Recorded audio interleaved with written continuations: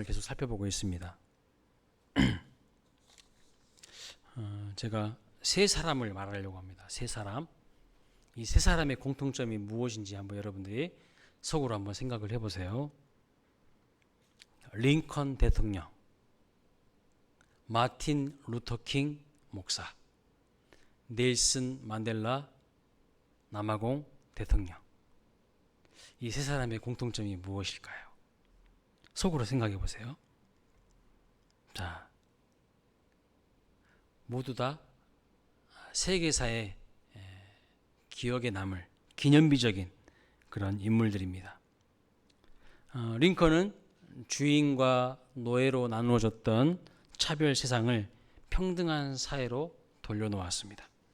마틴 루터킹도 피부색으로 차별하던 세상, 또 흑과 백으로 나뉘어져 있었던, 그래서 식사도 함께하지 않았던 세상을 하나로 묶었습니다. 넬슨 만델라는요, 그를 27년 동안 감옥에 넣고 핍박했던 정적들을 용서했습니다. 자, 이들의 공통점 무엇일까요? 둘에서 하나로, 분열에서 통일로, 차별에서 화합으로 세상을 바꾸었던 인물들이라는 것이죠. 그런데 이 변화는 가만히 앉아서 이루어진 것이 아닙니다. 링컨과 마틴 루터킹은요, 총을 맞아 죽어야 했고, 만델라는 인생의 황금기를 감옥에서 보내야 했습니다. 그러면 무엇이 그들로 하여금 이렇게 치열한 삶을 살도록 만들었을까요? 무엇 때문에? 바로 꿈입니다. 꿈 때문이에요.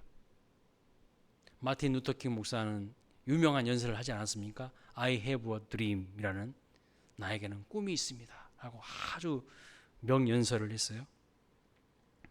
이분들은 다 꿈이 있었어요. 비전이 있었어요. 그래서 증오와 대립을 청산하고 용서와 화합, 연합과 일치를 이루는 꿈을 꾸었습니다. 여러분, 보통 사람 같으면 나라가 둘로 나눠지고 말건 무슨 상관하겠습니까? 흑백이 갈등하건 말건 무슨 상관이며, 독재가 득세하든 말건 무슨 상관입니까? 그냥 나만 편하면 되지. 이게 바로 보통 사람들의 삶의 모습이죠. 그런데 이 사람들은요, 모른 척 지나칠 수가 없었어요. 그렇게 하지 않았습니다. 하나된 나라, 하나된 인종, 하나된 정치를 갈망했습니다. 총알이 가슴을 꿰뚫고 지나가도, 감옥에서 콩밥을 먹어도 포기할 수가 없었어요. 왜요? 꿈 때문입니다. 비전 때문입니다.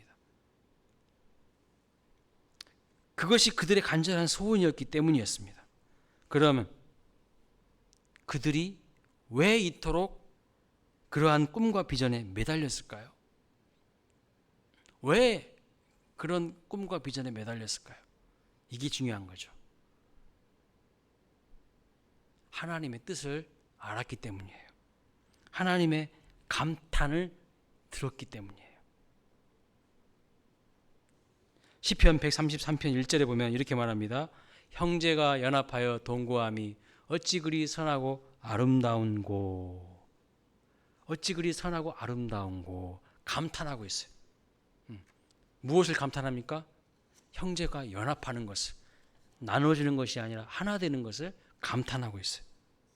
이 한 구절에 하나님의 뜻과 하나님의 감탄이 담겨져 있습니다.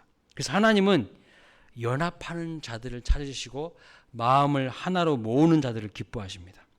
링컨, 루터킹, 만델라는 이것을 알았어요. 그래서 비싼 대가를 지불하면서 연합의 꿈을 성취했어요. 하지만 툭하면 분쟁하고 분열하는 자들은 이것을 잘 모릅니다. 오직 돈과 명예와 권력만 찾습니다. 그래서 호세아 선지자는 탄식했어요. 무엇이라고요? 호세아 4장 6절 말씀 보면 내 백성이 지식이 없으므로 망하는도다. 또 잠언 29장 18절 말씀 보면 묵시가 없으면 백성이 방자히 행하거니와, 이렇게 말합니다. 따뜻한 밥과 좋은 집이 있어도요, 하나님을 아는 지식과 묵시가 없으니까 방자하고 망한다는 거예요.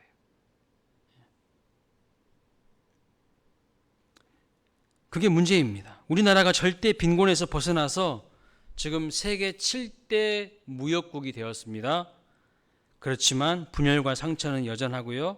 남북이 서로 강력한 무기를 개발해서 서로 총포탄을 쏘아대려고 하고 빈부, 또 학벌, 지역으로 서로 나뉘어져서 차별과 냉대가 많습니다. 정치인들은요, 이런 국민을 통합하기보다는 이것을 이용해서 더욱 분열을 조장하고 이용해 먹고 있는 것을 볼 수가 있어요. 여러분, 이때 우리에게 필요한 게 뭘까요? 하나님을 아는 지식과 묵시가 필요합니다. 이것을 일컬어서 무엇이라 하냐? 비전이라고 하는 거예요. 비전. 곧 어떤 비전이죠? 연합과 일치의 비전. 연합과 일치의 비전. 하나님은요, 분열과 차별을 극복하고 서로 연합하고 모두 함께 마음을 모아 함께 어울려 사는 것을 원하십니다. 이러한 비전의 사람을 한 분 더 제가 소개합니다. 바로 덴마크의 국부라고 불리는 그룬티비 목사가 있습니다. 19세기에 덴마크가 독일과 전쟁에서 패하고 좋은 땅은요, 독일에게 다 빼앗기고 이제 황무지만 남은 상태였습니다. 그때 그룬티비 목사가 덴마크 국민들에게 세 가지 비전을 제시합니다. 그것이 무엇이냐면 3애 사상인데요. 하나님 사랑, 이웃 사랑, 땅 사랑이에요. 그래서 하나님을 굳게 신뢰하고 이웃과 연합하여서 땅을 일구자는 농촌 부흥 운동을 일으키게 됩니다. 그는 성인들을 대상으로 국민 고등학교를 세워서 기술 교육을 시키고요. 농촌 계몽 운동을 시작합니다. 그래서 황무지에서 풀을 심어서 낙농을 장려합니다. 또한 땅을 개간하기 위해서 먼저 마음을 경작하자고 그렇게 역설을 합니다. 비전의 사람이 나타난 거예요. 그 황무했던 덴마크 땅에, 독일과의 전쟁으로 황폐해졌던 그 땅에 하나님의 사람, 비전의 사람이 나타난 겁니다. 그래서 지금 덴마크 여러분 어떻게 되었습니까? 덴마크 가보셨나요? 북유럽을 한번 꼭 가보고 싶은데 한 번도 가보지는 못했습니다. 저도. 국민 소득이요, 덴마크가 6만 7천 달러라고 합니다. 우리나라 국민 소득의 2배가 넘습니다. 아주 부유한 나라이죠, 경제적으로. 전 세계인들의 행복 주시를 조사했는데요. 2016년도에 덴마크가 전 세계 1위입니다. 그래서 올해는 몇 위 정도 될까 궁금해서 알아봤더니 핀란드가 1위고요. 덴마크가 2위예요. 그러니까 1등 아니면 2등. 대단히 행복 지수가 높은 나라죠. 이 덴마크는 우리나라의 새마을 운동 아시죠? 그 새마을 운동의 사상적 기초를 제공해 준 나라입니다. 뿐만 아니라 서해대교 아시죠? 이 서해대교를 설계해줘서 기술적으로도 앞선 나라가 되었어요. 어떻게 해서 이런 나라가 되었을까요? 어떻게 해서 국민 대다수가 정말 행복하다고 말하는 이런 나라가 되었을까요? 그 나라도 전쟁으로 인해서요, 온 땅이 황폐해졌습니다. 그러나 그룬트비 목사로 인하여서 새로운 비전으로 한마음이 되었기 때문에 이런 변화의 역사가 일어나게 되었어요. 한마음 되었기 때문에. 여러분, 링컨, 마틴 루터 킹, 만델라, 그리고 그룬트비, 그들의 공통점이 무엇입니까? 그들은 모두 마음에 간절한 소원이 있었다는 거예요.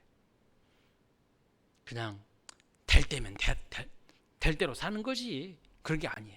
간절한 마음의 소원이 있어요. 꿈이 있고 비전이 있었다는 겁니다. 자, 그럼 어떻게 하면 비전의 사람이 될 수 있을까요? 어떻게 하면 꿈의 사람이 될 수 있을까요? 어떻게 하면 분열과 편견을 버리고 연합과 일치를 이끌어내는 그런 사람이 될 수 있을까요? 어떻게 하면 세상을 변화시키는 주인공으로 쓰임받을 수 있을까요?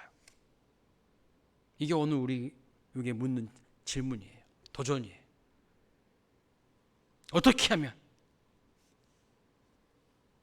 자, 그들은요, 모두 하나님의 뜻이 무엇인가에 집중하고 고민했던 사람들입니다. 그렇기 때문에 그들이 비전의 사람이 될 수 있었던 거예요. 하나님의 뜻이 무엇일까? 이 나라를 향한 하나님의 뜻이 무엇일까? 나를 향한 하나님의 뜻이 무엇일까? 나를 향한 하나님의 계획이 무엇일까?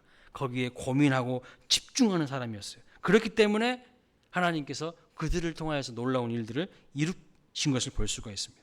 자, 하나님의 뜻에 집중하고 순종하였기 때문에 세상을 변화시키는 사람이 될 수 있었습니다. 오늘 본문을 보시면 하나님의 뜻이 무엇인지 고민하는 사람이 등장합니다. 하나님의 뜻이 무엇일까? 고민하고 생각하고 집중하는 사람이 등장합니다. 누구죠? 베드로입니다. 베드로. 17절 말씀을 보십시오. 베드로가 본 바 환상이 무슨 뜻인지 속으로 의아해 하더니, 하나님께서 베드로에게 환상을 보여주셨죠. 근데 그 환상에 대해서 베드로가 그냥 지나친 사람이 아니라 이게 무엇을 의미할까?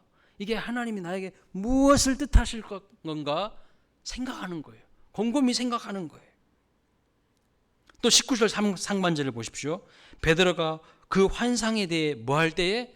생각할 때에 하나님의 뜻이 무엇인지를 곰곰이 생각하는 사람, 묵상하는 사람,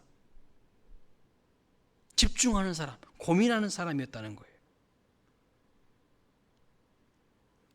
자, 무슨 말입니까? 하나님께서 베드로에게 보여주신 그 환상이 무슨 의미인지 무슨 뜻인지 고민하고 생각했다는 겁니다.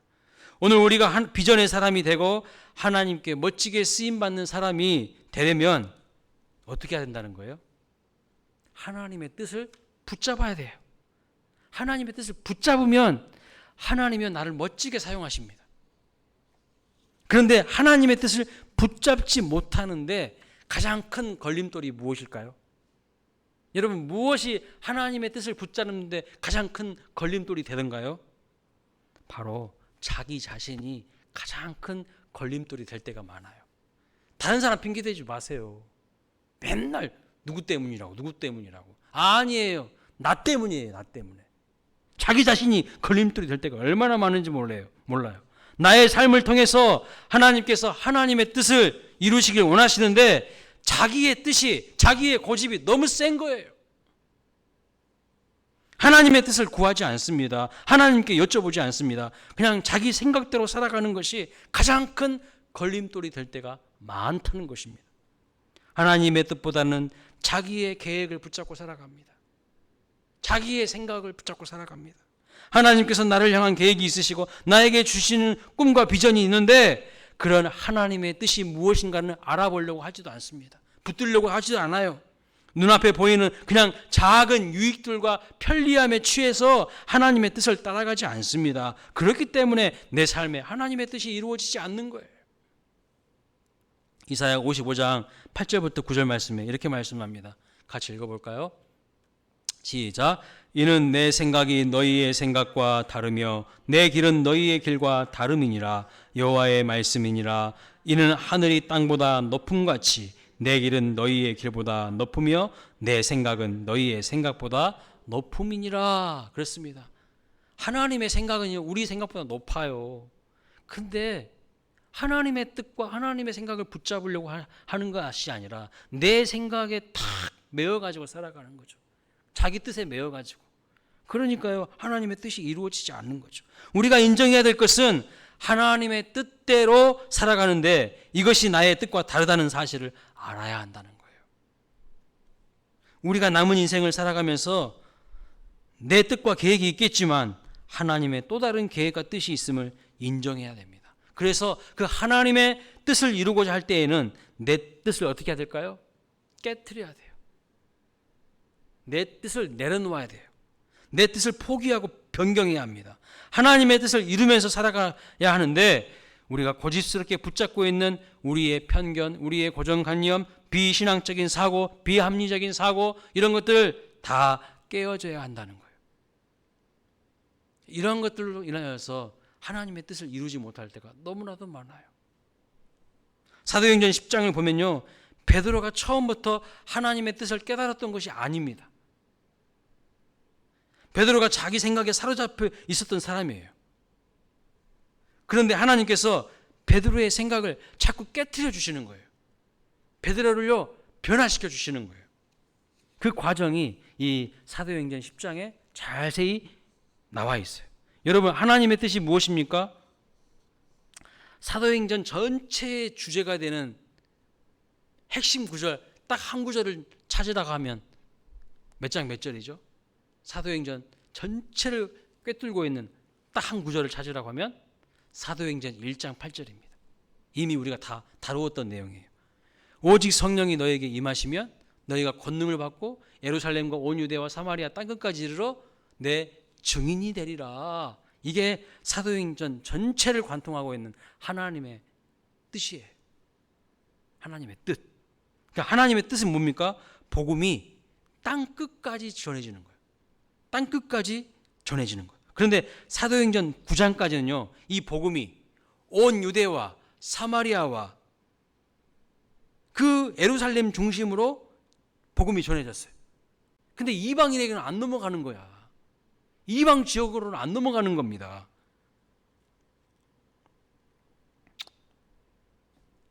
왜요? 무엇 때문에 이방 지역으로 복음이 넘어가지 않습니까?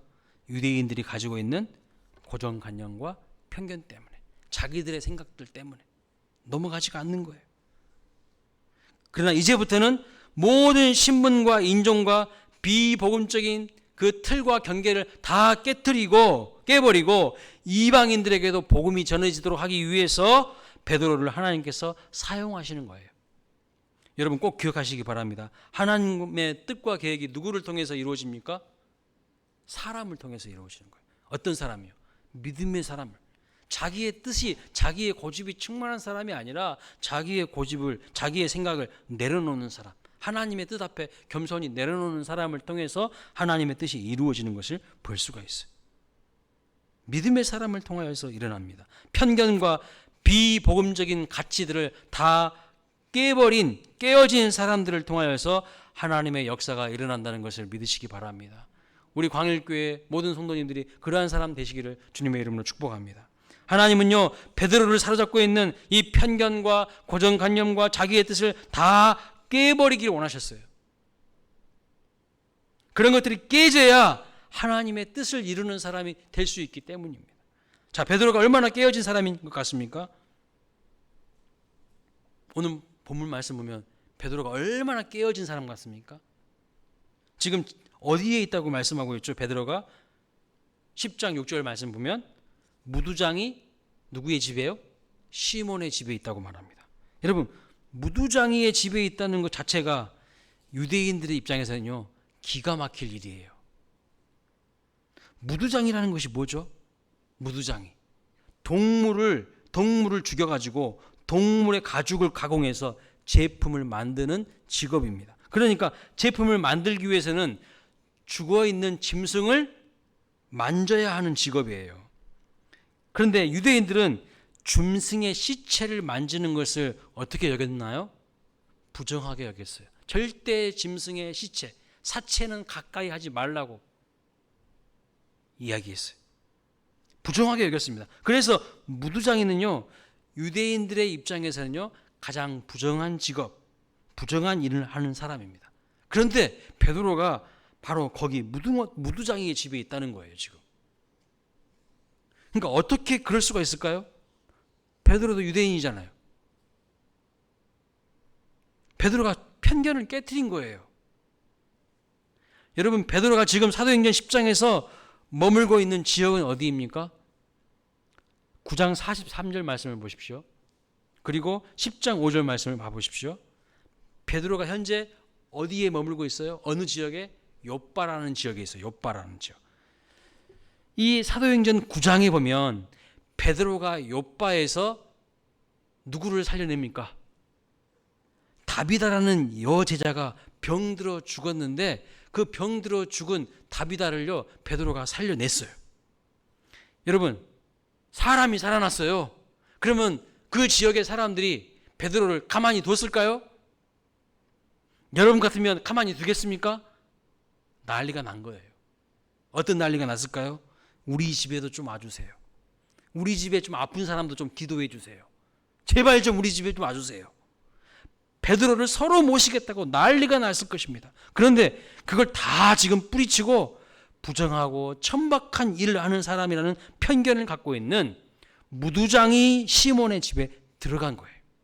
그러니까 베드로가요, 얼마나 깨어있는 사람입니까? 베드로 대단한 사람이에요. 편견과 고정관념이 그 당시 유대인들에 비하면 상당히 깨져 있는 사람입니다. 그럼에도 불구하고 지금 더 깨져야 되는 거예요. 더 하나님의 손에서 다듬어져야 되는 겁니다. 왜요? 그래도 무두장이는 유대인 아닙니까? 유대인이잖아요. 유대인 중에서 인간 취급을 받지 못하는 사람이지만 이방인은 아니잖아요. 근데 하나님의 뜻은 뭐라고요? 유대인 너희들끼리만 끼리끼리 놀고 좋아하지 말고 유대라는 지역을 뛰어넘어서 복음을 증거하라는 거예요. 이방인에게 나아가라는 거예요. 그게 하나님의 뜻이었어요. 근데 많은 사람들이 자기들이 가지고 있는 생각에, 자기들의 고집에, 자기들의 편견에, 고정관념에 안 깨트리려고 하는 거예요. 그 생각들을. 이방인에 대한 편견이 있었다는 것입니다. 그러니까 베드로는요, 유대인들에 대한 편견은 다 깨져 있을지 모르지만 베드로에게도 아직은 이방인에 대한 편견이 있었다는 거예요. 그걸 꿰기 위해서 하나님께서 지금 베드로를요 다루고 계시는 거예요. 이 10장의 내용이 그겁니다. 여러분, 우리가 신앙생활 하면서 얼마나 겉과 속이 다른지 몰라요. 많은 사람들이요 얼마나 모순적인지 몰라. 앞뒤가 안 맞을 때가 너무 많아요. 한번 볼까요? 여러분, 당시에 이 유대인들을 보면요, 무두장이를 아까 말씀드린 것처럼 굉장히 천하게 여겼다고 말씀드렸죠. 짐승의 시체를 만져야 되는 거니까 부정한 직업으로 여겼다고 말씀하고 있죠. 그런데 무두장이가 만든 제품은 굉장히 고급스럽게 여겼습니다. 웃기지 않습니까? 앞뒤가 다른 거예요. 동물 가죽으로 만든 게 한두 가지가 아닙니다. 신발도 만들죠. 옷도 만들죠. 이불도 만들죠. 무두장이가 만든 제품은요 너무 귀하게 여기면서 그것을 만든 사람은 천하게 여기는 거예요. 앞뒤가 안 맞는 거예요. 왜요? 그들의 편견, 그들의 고정관념, 그들의 사고방식이 깨어져 있지 않기 때문이에요. 근데 하나님께서 이것을 깨버리기를 원하신다는 거예요. 여러분, 신앙생활 한다는 것이 무엇입니까? 신앙은요 마음이 열려 있는 거예요. 그런데 오히려 신앙의 이름으로 마음을 닫는 경우가 많아요. 신앙은 사랑이에요. 용서고 포용입니다. 그런데 신앙의 이름으로 정죄하고, 신앙의 이름으로 비난하고, 신앙의 이름으로 판단하고, 신앙의 이름으로 색안경을 끼고 하나님 앞에 깨어져야 될 부분이 얼마나 많은지 몰라요. 지금 베드로는요 하나님 앞에서 계속 지금 깨지고 있는 거예요. 다듬어지고 있는 거예요. 그래야만 하나님의 뜻을 이루고 저 이방인 고넬료에게까지 복음이 들어가는 문을 열 수가 있기 때문입니다. 하나님께서 지금 그 작업을 베드로에게 지금 시키고 있는 거예요. 자, 처음부터 베드로가 편견과 고정관념과 자기의 뜻을 버린 사람이 아니었습니다. 오늘 말씀을 보다가 제가요 엄청 놀라운 베드로의 반응을 보게 되었어요. 그게 뭐냐면요, 하나님께서 환상을 베드로에게 보여주셨습니다. 그렇죠? 하늘에서 보자기 같은 것이 딱 내려왔어요. 근데 그 안에 들어가 있는 짐승이 어떤 짐승이었습니까? 율법에 다 부정한 짐승들이었어요. 지난번 제가 설교 시간에 말씀드렸죠. 수요예배 때 다 부정한 짐승들이에요. 근데 하나님께서 그걸 잡아 먹으라고 하는 거예요. 그런데 여러분, 베드로의 반응이 무엇인지 보십시오. 여기서 제가 깜짝 놀랐어요. 아, 이렇게도 반응할 수 있구나. 자, 14절 말씀 보세요. 14절입니다. 베드로가 이르되 주여 그럴 수 있나이다 없나이다? 없나이다. 여러분들은 뭐 이상한 거 발견한 적 느끼지 못하시겠습니까? 베드로의 반응이 이해가 되세요? 지금 베드로의 말이 앞뒤가 맞지 않아요. 그렇지 않습니까? 분명 뭐라고 고백합니까? 주여라고 말씀합니다. 그런데 뒤에는 뭐라고 말합니까? 그럴 수 없나이다 이야기합니다. 여러분, 주여라고 말을 했다면 뒤에는 어떤 말이 나와야 할까요? 주여, 제가 말씀대로 하겠습니다. 주여, 제가 그렇게 하겠습니다. 주여, 제가 순종하겠습니다. 그렇게 나와야 정상 아닙니까? 그런데 주여 하고서 그럴 수 없나이다. 그럴 수 없으면 주님이 아닌 거죠. 에? 앞에는 주여라고 해놓고 뒤에는 그럴 수 없나이다 이렇게 말하고 있다는 거예요. 주님이 아닌 거잖아요. 그러면 주여라고 하면서 그럴 수 없다고 합니다. 이걸 누가 이야기했다고요? 많이 그 당시에 유대인 중에서 열려있다는 사람이, 깨어있다는 사람이 이 정도예요.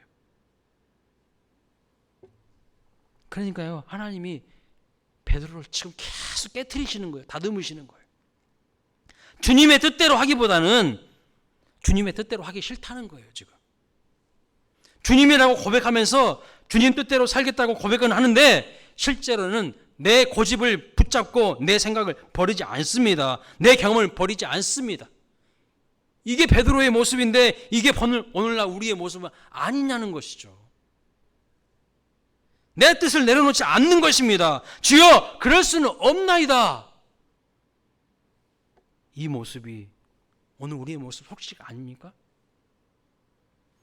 하나님은요 이런 베드로에게 3번에 걸쳐서 환상을 보여주시는 거예요. 그리고 베드로가 고민합니다. 하나님의 뜻이 무엇일까? 하나님이 왜 나에게 이렇게 계속해서 3번에 걸쳐서 환상을 보여주시는 거지? 이게 무엇을 의미하는 거지? 고민하고 묵상하고 의아해합니다. 그런데 그런 가운데에 17절 말씀 보시면 고넬료가 보낸 사람들을 통하여서 하나님의 뜻이 무엇인지 선명하게 점점 알게 되는 거예요. 그리고 19절에는 드디어 성령의 음성이, 성령의 말씀이 고넬료의 마음을 움직이는 것을 볼 수가 있어요. 더 명확하게 19절 말씀 보면 성령의 음성을, 성령의 말씀을 이제 듣게 되고 하나님의 뜻을 알게 됩니다. 그래서 결국 자기의 생각과 자기의 뜻을 버리게 되는 거예요.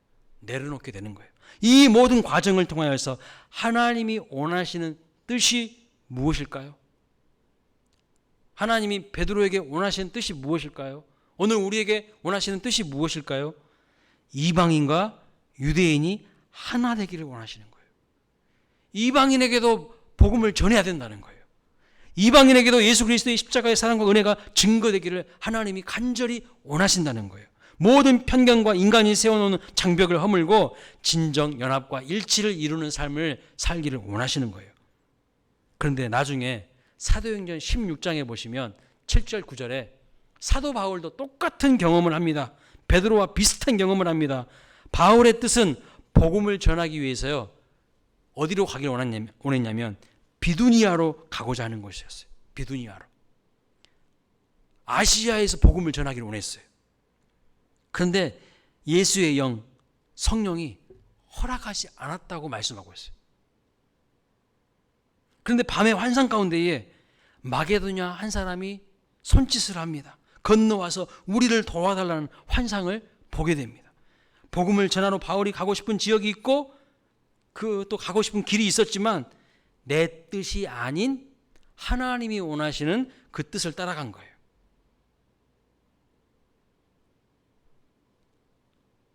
하나님의 뜻 앞에 내 뜻을 겸손하게 내려놓는 거예요. 오늘날 왜 성도가 힘이 없을까요? 왜 서로 연합하지 못합니까? 왜 교회가 분열합니까? 왜 교회가 비전이 없을까요? 왜 교회가 점점 시들시들해져 갈까요? 무엇일까요? 원인 진단을 해봐야죠. 서로 각자 자기의 뜻을 주장하기 때문이에요. 서로 각자 자기의 뜻을 앞장 세우기 때문입니다. 하나님께 묻고 하나님의 뜻을 구하지 않기 때문이에요. 하나님의 뜻 앞에 자기의 생각과 경험을 내려놓고 하나님 뜻 앞에 서로 뭉치고 하나님의 뜻 앞에 하나 되는 그런 몸부림이 없기 때문에 다 자기들 마음대로, 다 자기들 생각대로, 다 사사시대처럼 자기들 속에 옳은 대로 행하기 때문에 힘이 없은 거예요. 바라기는 우리 광일교회 모든 성도님들이 하나님의 뜻 앞에 뭉칠 수 있기를 소망합니다. 축복합니다. 수영에요. 싱크로나이즈라는 종목이 있습니다. 여러분 보셨어요? 물에 들어가서 몸을 거꾸로 세워가지고 발을 밖으로 내놓고 춤추는 거예요. 사진 한번 보여주시겠습니까? 저거예요. 보신 적 있죠? 네. 여기서 싱크로나이즈에서 신이라는 말은요, 함께라는 뜻이고 크로나이즈는 동시에라는 뜻이에요. 그러면 어떤 수용이죠? 함께 동시에 수용하는 거예요. 얼마나 역동적이고 아름다워서 많은 사람들의 눈을 끕니다. 아름다워요. 특히 신발 속에서 이 고생하는 발을요, 물 밖에 내세워서 주인공을 삼아요. 그리고 발을 맞춰요. 대신 손은 물을 휘저으면서 열심히 봉사합니다. 서로 역할을 바꾸어서 연합하고 섬기는 겁니다. 그러니까 배울 게 많은 운동인 것 같아요. 그러면서 아름다움을 우리에게 보여주고 있어요. 우리도 함께 연합하고 발을 맞추어야 합니다. 발이 되었던 분은 손을 생각하고 손이 되었던 분은 발을 생각하면서 하나가 되는 것이죠. 하모니를 이루는 겁니다. 그때 바로 역사가 나타나는 거예요. 시편 133편 1절부터 3절 말씀을 보십시오. 보라, 형제가 연합하여 동거함이 어찌 그리 선하고 아름다운고. 2절, 머리에 있는 보배로운 기름이 수염 곧 아론의 수염에 흘러서 그의 옷깃까지 내린 같고. 3절, 헐몬의 이슬이 시온의 산들에 내린 같도다. 거기서 여호와께서 복을 명령하셨나니 곧 영생이로다. 아멘. 자, 보배로운 기름이 아론의 머리에 흘러내려서 수염을 지나 어디까지요? 옷깃까지 내려갔다고 말하고 표현하고 있어요. 그래서 어떻게 되었습니까? 보배로운 기름이 아론의 머리에 흘러내려서 옷깃까지, 수염을 지나서 옷깃까지 흘러내려서 어떻게 되었을까요? 아론이 제사장이 되었어요. 제사장이 되었어요. 기름과 사람이 합쳐져서 제사장이 된 겁니다. 이게 바로 연합의 위력이에요. 또 헐몬의 이슬과 시온의 산들이 만나서 무엇이 되었을까요? 헐몬의 이슬이 시온의 산들에 내림 같도다 그랬잖아요. 헐몬의 이슬과 시온의 산들이 만나서 무엇이 되었냐면 푸른 초장이 된 거예요. 푸른 초장. 아까도 말씀드렸지만 그룬티비 목사와 덴마크가 만나서 북유럽 최고의 부자 나라가 만들어지고, 모세가 아론과 훌을 만나니 아말렉과의 전쟁에서 승리를 했습니다. 우리도요, 함께 손을 잡고 발을 맞추면 제사장도 푸른 초장도 전쟁의 승리도 최고의 부자 나라도 만들어질 것입니다. 따라서 우리가 배워야 할 것은 서로 연합하고 하나 되는 거예요. 무엇을 중심으로요? 하나님의 뜻을 중심으로 서로 연합하고 하나 되어야 된다는 거예요. 마귀는요, 서로 갈라지기를 원하는 거예요. 서로 분리되기를 원하는 거예요. 네 마음대로 하기를 원하는 거예요. 그런데 하나님은 하나님의 뜻 안에 내 뜻을 다 내려놓고 하나 되기를 원하시는 거예요. 같은 비전을 가지고 끝까지 함께 동행해 가기를 원하시는 겁니다.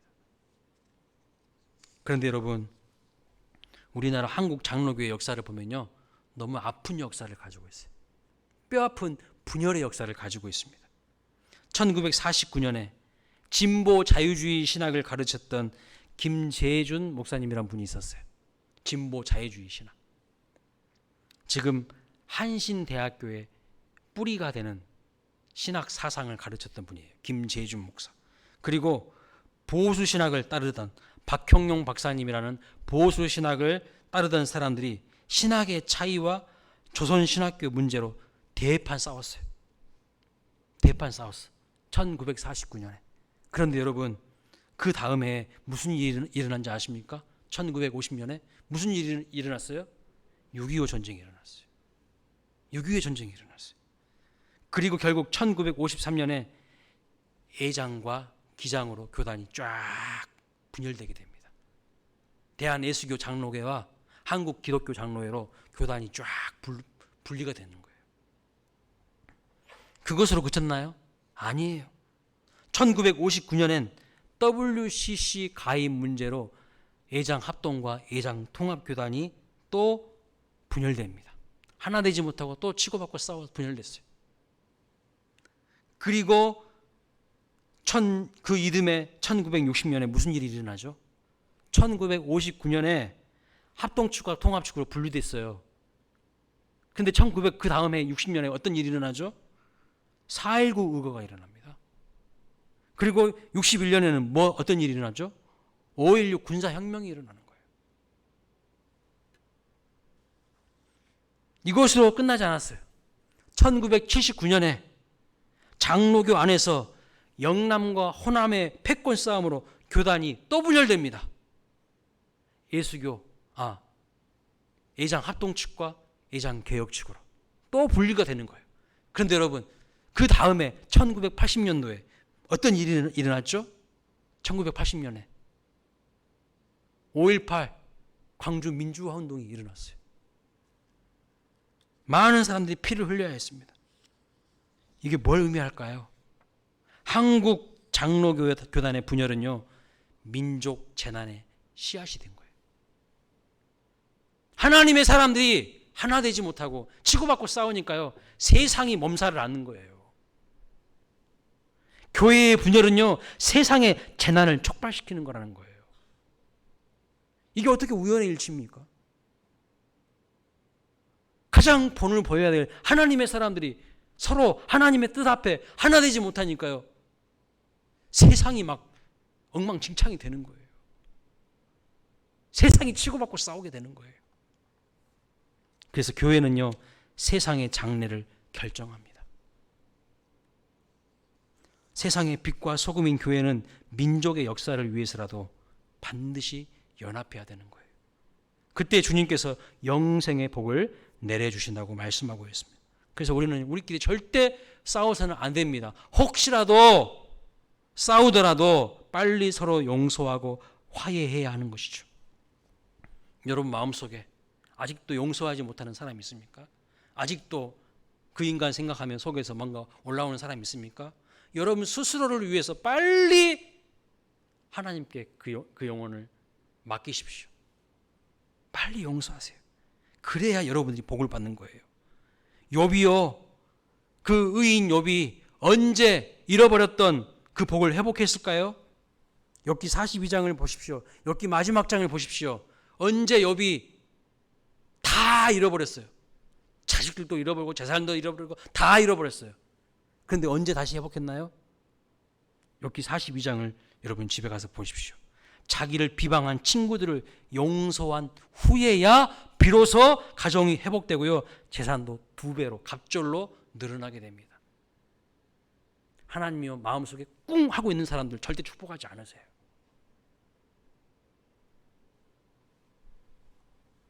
풀어야 돼, 풀어. 이걸 풀어야 하늘의 복이 임하는 거예요. 그래서 용서와 화합은 명령이자 하나님의 복이 오는 통로라는 것을 반드시 기억하셔야 합니다. 연합과 일치를 이루는 것은 하나님의 뜻이에요. 각자가 자기의 뜻을 주장하게 되면 그 공동체는 비전이 없습니다. 하나님의 뜻 앞에 자기의 뜻을 내려놓고 하나됨을 추구하는 우리 광일교회 모든 성도님들 되시기를 주님의 이름으로 축원합니다. 아멘. 우리 찬양하겠습니다.